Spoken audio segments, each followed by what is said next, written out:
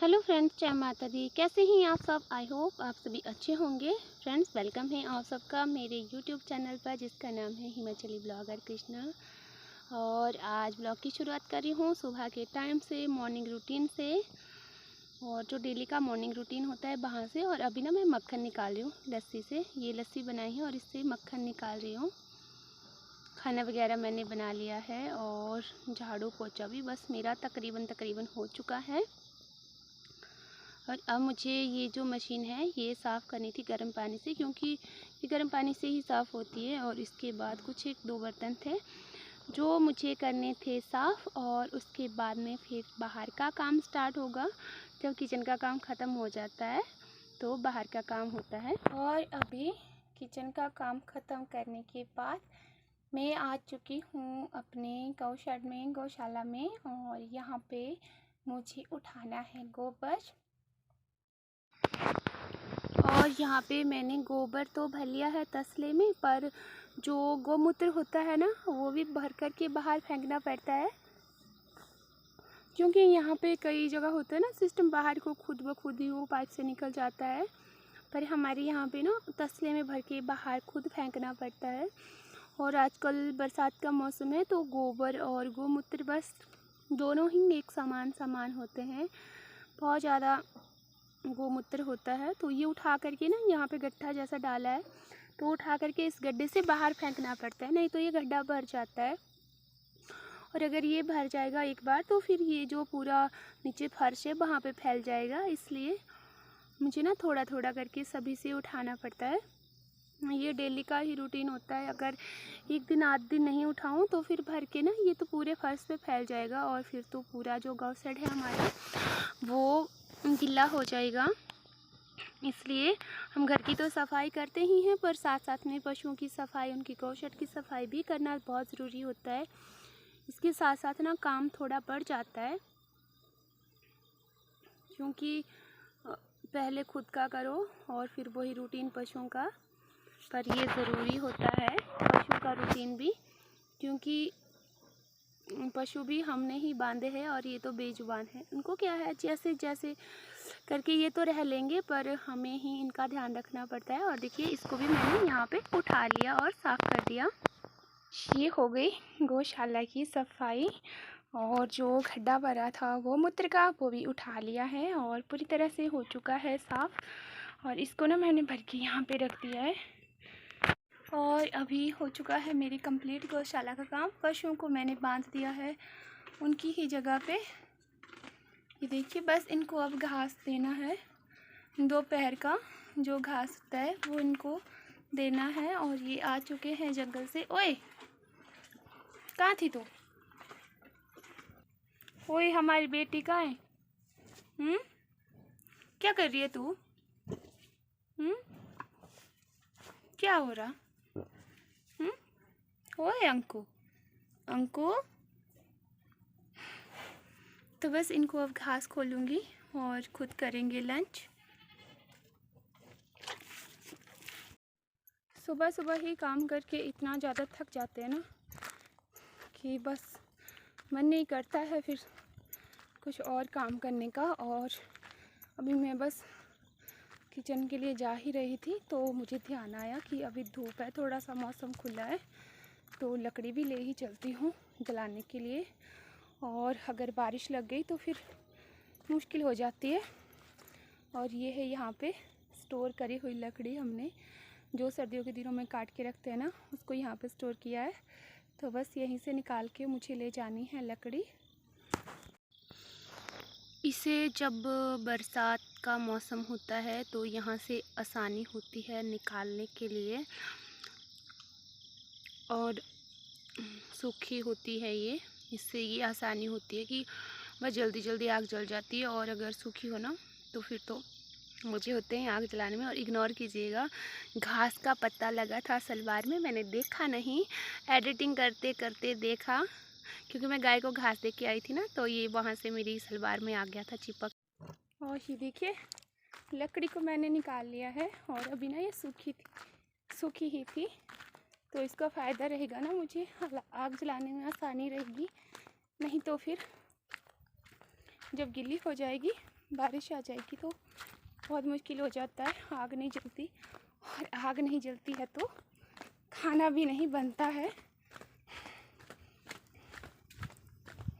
देखिए, इसको तो मैं ले ही आई, मुझे ध्यान आया, पर ना मैं भूल भी जाती हूँ कई बार, ना दिमाग से निकल जाता है, पीछे को ध्यान ही नहीं रहता। और इसको ना मैं सीधा ले जाऊंगी अपनी रसोई में।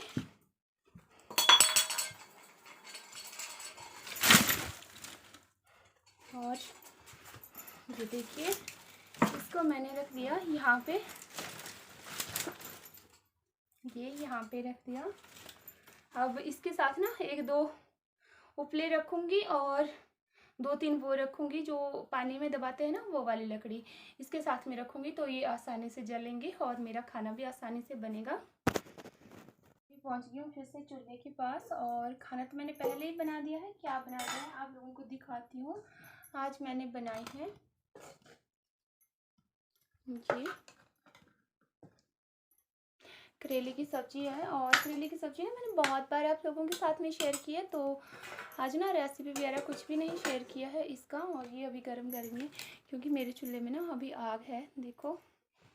और रोटी भी मैंने बना ली है, तो अभी तक का जो रूटीन था वो ख़त्म हो गया है। और अब मैं क्या कर रही हूँ, मेरा जो चेतन है ना, वो अभी अभी आया परसों लेकर के, तो चला गया है वो। मैंने कुछ घास काटा है, थोड़ा बहुत, ज़्यादा नहीं काट पाती हूँ, थोड़ा बहुत ही काट पाती हूँ अभी, तो वो रखा है, वो उसको ले आएगा। अब बांध के रखा है मैंने, तो उसको वो ले आएगा। और जैसे वो घर आया ना, उसने बोला, मैंने बोला उसको लंच कर ले, उसने बोला नहीं मम्मी पहले लंच नहीं करूँगा, पहले वो जो आपने घास काटा है ना वही ले आऊँगा। तो चला गया और मुझे बोल गया मम्मी मेरे लिए ये देखो खीरा काट के रखो, छील कर रखो, और उसके बाद मैं लंच करूँगा। पहले ये खीरा नहीं है, ककड़ी है वैसे पहाड़ी, तो मैं इसको छील रही हूँ, वो आएगा तब तक मैं छील दूँगी। ज़्यादा दूरी पर नहीं है, खेत हमारे बिल्कुल नज़दीक ही, आपने देखा तो है, साथ में ही खेत है, घर के पास ही खेत है, पर फिर भी जो काम है वो ढोना तो पड़ेगा ही ना, जो काटा है बुलाना तो पड़ेगा खेत से, खुद तो वो चल कर नहीं आएगा। और मैं अभी नहीं उठाती हूँ, जो बोझा होता है ना, नहीं उठाती हूँ। क्यों नहीं उठाती हूँ, क्योंकि अभी मुझे रेस्ट करने के लिए कहा है, और मेरे ना यहाँ पे पीछे दर्द होती है पीठ में जैसे मैं बोझा उठाती हूँ, क्योंकि मुझे सर्वाइकल दर्द बहुत ज़्यादा होता है, बहुत ही ज़्यादा परेशान करता है, इसलिए मैं बोझा भी नहीं उठाती हूँ। और जब से अब चेतन हुआ है, संभाल रहा है काम, तो वो मुझे ना बोझा वगैरह उठाने भी नहीं देता है, खुद ले आता है, चाहे वो 2 बार लाए 3 बार लाए, पर वो ले आता है। तो चला गया है वही लाने के लिए, और मुझे तो पता नहीं मैं कब ठीक होंगी। मुझे सच्ची में मुझे बहुत दुख होता है, खुद पे भी गुस्सा आता है कई बार, पर भगवान जाने। काश जैसा रेस्ट में आज कर रही हो ना, वैसा मैंने उस टाइम कर लिया होता, पर तब इतना ज़्यादा ध्यान नहीं दिया अपनी सेहत पे, तो जिसका नतीजा आज मेरे सामने है, और बहुत बुरी तरीके से है नतीजा भी। इतना ज़्यादा कभी किसी के साथ ना हो, भगवान करे कभी किसी को कोई परेशानी नहीं आए, कभी किसी को कोई दर्द नहीं आए, क्योंकि दर्द क्या चीज़ होती है, चाहे वो किसी भी बीमारी का दर्द हो, जब भी आता है ना तो सच में बुरी हाल कर देता है। और यहाँ पे ये देखो, ये मैंने उसके लिए बना करके रख दिया, खीरा छील के बिल्कुल तैयार है, ककड़ी, और पता है आपको नमक तो मेरे हमेशा घर पे ही पीसा हुआ होता है, ये देखिए, तो बस ये मिला लेगा खुद और खा लेगा। मैं ये खीरा वगैरह अभी नहीं खाती हूँ ज़्यादा, सारी चीज़ों से परहेज ही है, और पता नहीं अभी कब तक परहेज करना पड़ेगा, कौन सा दिन होगा वो जब मैं ये कह पाऊँगी कि नहीं मैं अब पूरी तरह से ठीक हो चुकी हूँ। और हाँ, थैंक यू सो मच आप लोगों का कि आपने मेरे बुरे वक्त में ना मेरा हौसला बढ़ाया। जब मैं कभी कभी ना बहुत परेशान हो जाती हूँ, तो सच में आप लोगों से ही अपनी परेशानी फिर मैं ऐसे कहती हूँ कि नहीं मुझे ये हो रहा है, मुझे वो हो रहा है, पर मेरे मन में जो भी होता है या मुझे जो भी फील होता है ना, वो मैं आप लोगों के साथ में शेयर कर देती हूँ।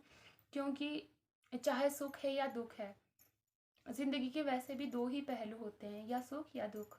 तो मैं हर काम, चाहे वो सुख वाला है या दुख वाला है, मैं आप लोगों के साथ में शेयर करती हूँ, क्योंकि आप लोग मेरी हिम्मत हो, मेरी ताकत हो, और मुझे आगे बढ़ने का हौसला देते हैं। इसके लिए आप सभी फ्रेंड्स का थैंक यू सो मच, दिल की गहराइयों से थैंक यू, आपका बहुत बहुत धन्यवाद। मैंने सोचा नहीं था ऐसा कि मुझे इतना प्यार मिलेगा, वो मुझे अपनी यूट्यूब फैमिली से मिलेगा।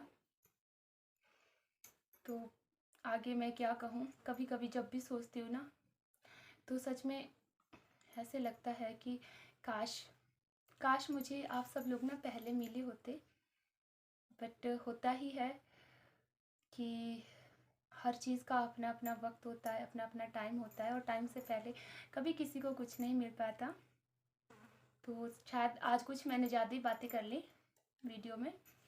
तो अभी तक का जो मेरा सुबह से दोपहर तक का जो रूटीन था, वो तो ख़त्म हो चुका, और अब हमें करना है लंच। पर लंच अभी बाद में, पहले मुझे चेतन का ही वेट करना है। और वंश को मैंने छोड़ा है रूम में, वो टीवी देखता रहता है, कार्टून वगैरह। तो आज के ब्लॉग का भी मैं यहीं पे एंड करती हूँ, और मिलूँगी मैं आप सबसे बहुत जल्दी एक नए ब्लॉग में।